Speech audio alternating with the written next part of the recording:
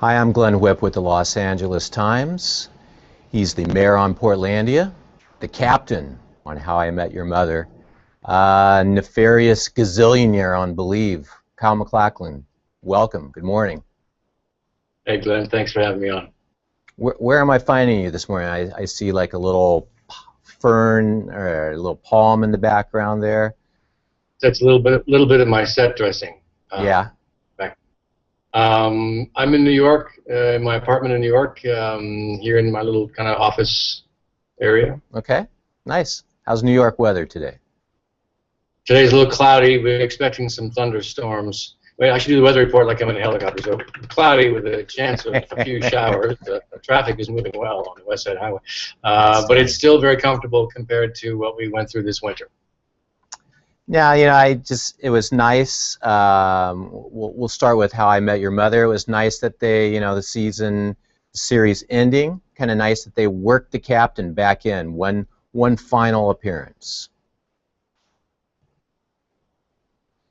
I was so looking forward to it. We were trying to make it work with the NBC schedule for Believe, and Carter Bays and Craig Thomas, our creators, kept talking to me, and I kept talking to them, and they were trying to figure out a way to have the captain come back one more time, this time to sing a little song, Gilbert and Sullivan's song. So I never know what to do or what to expect when those guys would send me a script. It was always fun.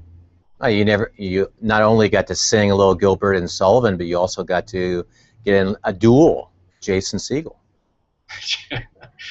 Jason and I, yeah, we never really crossed swords, so to speak, but we definitely faced off, and he got a good punch in there at the doorway. So yeah, he's going up on. Did they? And I'm assuming those swords probably the blades were dull, right? Well, actually, they were rather pointy, but they were dull. But there was still damage could still have been inflicted had we not been careful. Fortunately, Jason and I are stage trained and very weapons savvy, so we were able to control our urges to get right down and dirty and hold off from that. Yeah, you could bring all your theatrical training to bear on that, right? I mean, that's just like the classic, theater school sword fight kind of Shakespeare. Everybody's done that, right? Listen, I went to just such a training program at the University of Washington back in the early '80s, and sword training was a big part of our training, and one that we all looked forward to, because at the time we were huge fans of the Three and the Four Musketeers, Richard Fleischer's Musketeers, and so we of course tried to emulate them as much as possible. And it's funny how sometimes those things you learn at school do come around and make themselves needed, and in such a case, because I felt that my stance and my posture for the How I Met Your Mother was actually very, very good. See, if nothing else from this conversation, a message to kids. You might not understand what you're learning, future applications in school today, but you never know what use it might have, right? There's still a huge range of things I'm hoping to use one day that I learned in my theater training that may never actually see the light of day. Have any of those things come out in Portlandia? Oh my gosh! Well, that pretty much threw me all the way back into school, because I don't think it had been since I'd been in training that improv had been such an important part of what I was supposed to do. The entire show is, for the most part, created on the fly, and everyone pitches in and helps. Everyone obviously from Fred Armisen and Carrie Brownstein to John Kreisel. Anyone who's in the scene can toss out an idea, and it's been sort of the most exhilarating and frightening few days. I only go up for a few days each summer. But I look forward to it with just tremendous anticipation, because it is so much fun. Was there a moment from this past season that was a favorite that the mayor got to do? Oh gosh, he revisits the 3D printer Yeah. And there's a scene of, I guess it's become a favorite location now, out kind of on the edge near the river, where I last year threw the printer into the water. I don't do that this year, but Mike Nesmith of the Monkees plays my father, so we met out there. And you know, I watched a lot of television in the '70s, and the Monkees was like definitely on the hit list. So that was a pretty exciting moment for me to meet him and just talk through things. He's a very cool guy. Now, going up there every summer, you've done this four years now. Have there been any perks from being the mayor of Portlandia? Does that transfer any to just walking around Portland? There's a lot of shout-outs from the locals if they recognize me and sort of do a double take. You know, Portland is a great food city, and I'm kind of a foodie myself. I actually make wine in Eastern Washington with a good friend of mine, and it's carried in some of the restaurants in Portland. And so I always try and go out and see what's new and what's happening in the city, and just try to expand my horizons. Each year I'm up there for a few days. It's a beautiful place. I used to go I would go to visit my grandparents in Vancouver, Washington, just across the river, and we would venture into Portland from time to time when I was just a little kid. And it has changed so dramatically and become such a fascinating, interesting city. I love going there. Have you crossed paths with the actual mayor of Portland? Yes. Well, there's a new mayor now, but Sam Adams and I worked in his office. In fact, some of the earlier scenes in the first couple of seasons, while I wasn't in his office per se, he played my assistant, and I got to say, he was a natural. He was a terrific job. Real nice guy. The mayor of Portland was named Sam Adams. I kid you not. So he's not mayor anymore. But he's a microbrewer, probably in Portland. He's doing one of those small batch beers. And you were smart. That's exactly where he would be. Do you has that? I believe it was the second season where you were called upon to sing a song, sort of the Portland's theme, the anthem of Portland. Yes. Has that caught on at all in the city? I don't know if it went viral, but it probably could have. It was a particularly frightening moment in my experience with Portlandia. The director, John Kreisel, said to me that he wanted the mayor to sing, and I said, well, I could sing a little bit. I studied that. Again, something I did in school that is coming back around. Mm-hmm. And I kept waiting for him to hand me the lyrics, thinking to myself, I know it's an improv show, but this is a song. So, you know, there are a different set of rules for that as far as I was concerned. Well, they went on, and I indeed listened to the music that he'd given me, but no lyrics were forthcoming until finally he just said, oh, no, you're just going to make it up. And I asked him point blank why I didn't have anything to sing. And I think, as I mentioned, in the last thing he said to me, kind of as he was walking away, I guess he noticed the dazed and horrific look on my face, was it's a love letter or a love song to Portland. And a few things flashed through my mind at that moment. It gave me a theme, obviously, but I suddenly flashed onto William Shatner, particularly Star Trek Shatner. Yeah. The early years, I guess, early-ish years. And somehow I just said, okay, and threw caution to the wind. Really threw caution to the wind, and just let loose, and it was incredibly embarrassing and incredibly funny. So you're talking Shatner, like singing Mr. Tambourine Man, that kind of inspiration. They're crazy. Yeah, a little more, somehow it freed me up to be a little, I don't know, more experimental, I guess. Yeah. My Darling Beauty. Was it My Darling Beauty, My Portland, My Darling Girl, My Beauty? Yeah, I mean, it was very touching. I would think that yes. would just come, before any sporting event or city council meeting. That should be played. I'm right there with you. I think if they were smart, and I was thinking maybe before the some of the basketball games, I could have come out and done a rendition of something. It would have been incredibly embarrassing. And so you only do that, what, like a couple of weeks out of the year? This year you were on 3 episodes, I believe, so it's just a quick thing. Yeah, I go up and do my work with them, and then they sort of plug it in as it goes. I've had some really wonderful scenarios. It's the most fun simply because with a traditional network script, you pretty much have an idea of what week to week is going to look like. Sometimes they surprise you, but more often than not, it's more of the same. In this case, I get handed scripts or ideas. They're not really scripts; they're just ideas of, for instance, the mayor has now gone off the grid and is playing in a ska reggae band with a small group. And fortunately, I played a little guitar, so I was able to make it look like it was realistic. In another instance, they were writing that he'd gone off the grid into sort of a jungle thing, and then in the paragraph, the descriptive paragraph, they said, like apocalypse now, or think apocalypse now. And I went, oh my God, because I know many of the major segments of that movie by heart, and so it was I was thrilled to be able to play with that a little bit, and for people that know the movie and knew the movie, they might pick up, it's about planting some fun little clues for people to find. We're getting a lot of questions via Twitter, Google+.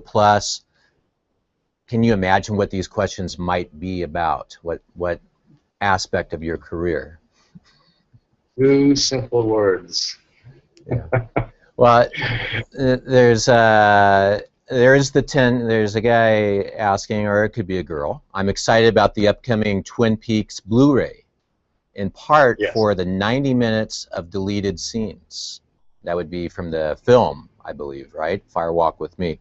I'm a little anxious too with the extra material. Will the extra material add to the mystery that surrounds Twin Peaks, or could it possibly break some of it? Your thoughts? Do you know? I've not seen the footage yet, but I would imagine it will add to the mystery. Some of the scenes will probably be extensions of what had already been done, but there might be some new stuff on there. I don't think they'd put it on unless it were interesting, at least, and new, some unusual things to see. So, I know when they did the Twin Peaks boxed set, the gold set of all the series, they did a real nice job compiling a lot of different things, including the skit that we did when I hosted Saturday Night Live, a million years ago. And it was nice that they did that. It's nice that they went out of their way to include just some different perspectives on the show. Yeah, I saw an interview with you, I think it was Seth Meyers, and you were talking about, or he was asking you about True Detective and how, people just obsessed over that show, and that what it would have been like had Twin Peaks come out, in 2013, 2014. Yeah, with social media alive and active, it would have been very busy, I think. Would have been nice to see that. As it was, I guess, from what I understand, the water cooler was a popular place to be the next morning after the show aired. Yeah, it definitely. Pablo from Spain says he's eager for a 3rd season of Twin Peaks. Fans need it. Thanks a lot, and keep the good work up. There can't be a 3rd season, right? I don't imagine. It's been a long time. we're all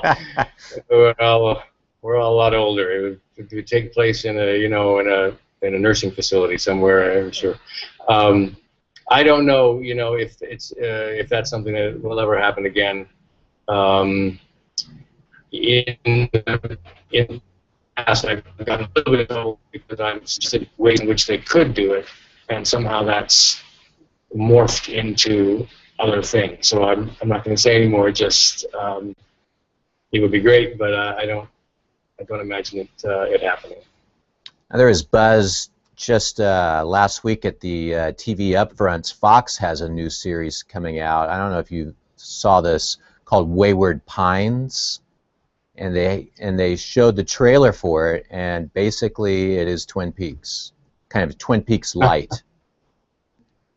Hilarious. Well, So, well, I wish him luck. It's, you know, I bet it'll be interesting. I mean, the upfronts are always a fun time because hope springs eternal, and everything looks great, you know, when they present it in the situation, and it'll either, like the rest of us, sink or swim. I mean, Believe is an example of that. I mean, looks great. It kind of was great. I mean, you have Alfonso Cuarón, J.J. Abrams, 10 episodes. You know, it's getting into it, and then that's it. They said no. You know, there are so many, and you know, people have talked about this over and over. There are so many pieces of the puzzle that the network has to consider when they make these decisions. And some I agree with, and some I don't agree with. But that's just the way the game is played. So you either play the game with their rules, or you don't play. So we'll continue to, you know, make stuff, and it'll either stick to the wall or it won't. And that's, you know, kind of how they do it. So let the chips fall. Yeah. I mean, so weren't necessarily surprised that it didn't get picked up for a second season? Not really surprised. I think if you go based upon numbers alone, you know, it was holding steady, but it wasn't, I don't think, in a place that would have never happened. We had some stiff competition, but everybody has competition, and I liked the show very much. I really loved the people I worked with. I thought that it was a good show, you know, and people cared a lot about it. I think that's a refrain you probably hear from most all shows that disappear off the map, but I certainly felt that way about this one. We have a couple of questions from people wondering, do you keep in touch with David Lynch? When was the last time you saw him? Absolutely. I saw David in New York not too long ago. We are friends. We've been friends since we worked together in Dune back in 1983 when I first met David.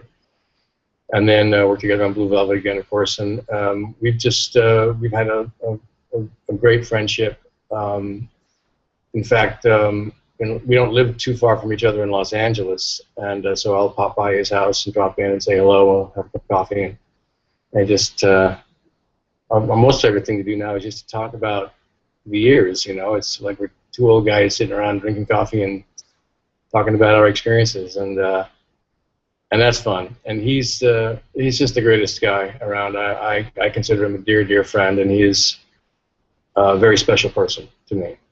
I've seen his coffee. He had his coffee on his website for a while. I don't know if it's still there. Still have never sampled it. I imagine damn fine cup of coffee, right?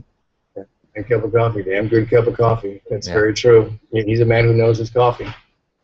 Let's see. Well, you know, the other thing that people are asking about too, and I was watching the trailer for this Twin Peaks Blu-ray box set, and there was some great stuff with David Bowie, and people are asking, well, what was it like to work with Bowie? I'm a huge Bowie fan, so that was, you know, very special. He was a very, you know, worked hard, very friendly, very available, good guy, interesting. We had sort of a nice rapport. He took a Polaroid. He signed the Polaroid picture back in the days of Polaroid for me, and I thought he was a terrific addition to the chemistry of the FBI side of things. I think that group of guys, myself, David, Bowie, David Lynch, obviously, and Miguel Ferrar. I think we did a photograph of the four of us. Looked pretty cool, and of course Chris Isaac was in there as well, and so that was a good group. We have a question from DJ Rosenfeld on Twitter asking, would you ever consider making an appearance at the Twin Peaks Fest in North Bend? Have you ever gone to any Twin Peaks Fests? I have not gone to a Twin Peak Fest yet. You know, a lot of times only because I'm primarily in New York these days. The schedule doesn't really work out. I've also got a 5.5-year-old boy, and that is my priority right now.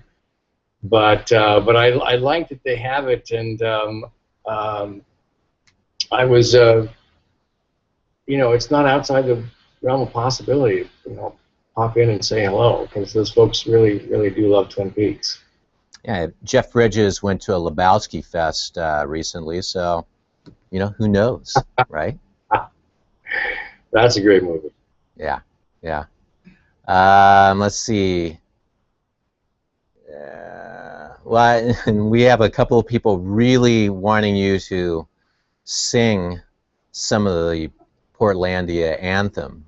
I don't know if you're in a place right now where you can channel your inner Shatner, but I think that was because of the place and time. May have to just live on in that moment.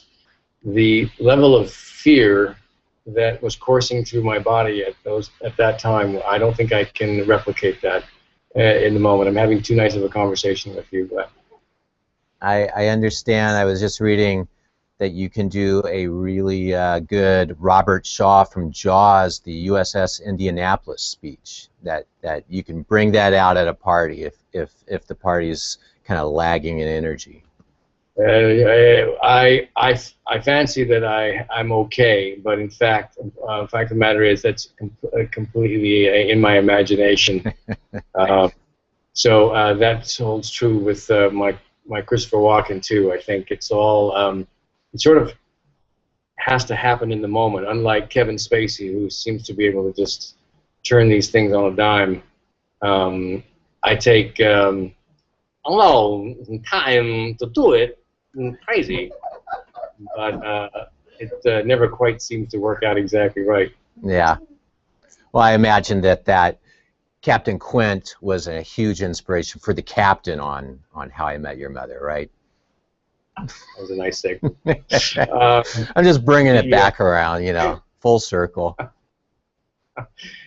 You know who was a huge inspiration? Well, there was a couple inspirations on that. Again, going back to my misspent youth in front of a television in the 70s, Gilligan's Island. So Thurston Howell certainly played a small part in the creation of that. I was also a big Beverly Hillbillies fan, so Jethro Bodine, his enthusiasm is something that I channel both for the mayor of Portland, actually, and also for the captain.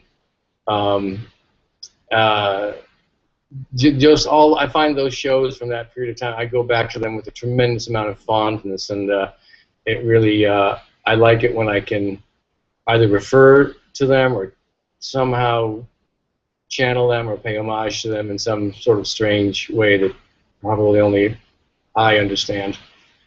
But the captain was another one of those characters where I would get a script, not unlike Portlandia, and they would have him just do outrageous things, which I can't tell you. I would jump for joy. I literally would just go, "Oh my God, I can't wait to do this," because I think I have these the impulse. I've ham impulses, if you know what I mean, and I have to squelch those so much when I play serious characters, and it's really fun to let them out. So, more of that, please.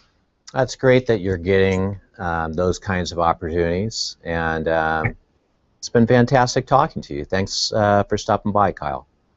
Glenn, a real pleasure. Thanks for having me on. Take care. All the best.